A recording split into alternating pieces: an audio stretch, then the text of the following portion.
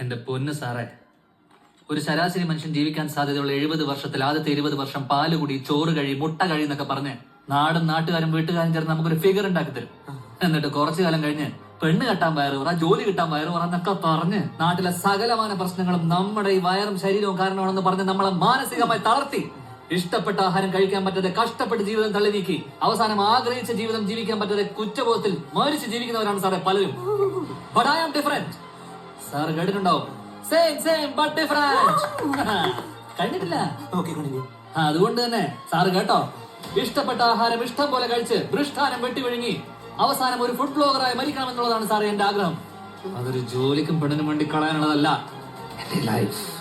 Because it's my life, my rules and my കുടുംബം, and I love it. നീ എന്ത് തേങ്ങയാണോ ഈ പറയുന്നത്? തേങ്ങ അണ്ണാ, പുള്ളി കൺഫ്യൂസ്ഡ് ആണെന്ന് തോന്നുന്നു. ഇനി വന്ന കാര്യം കൊടുത്തു.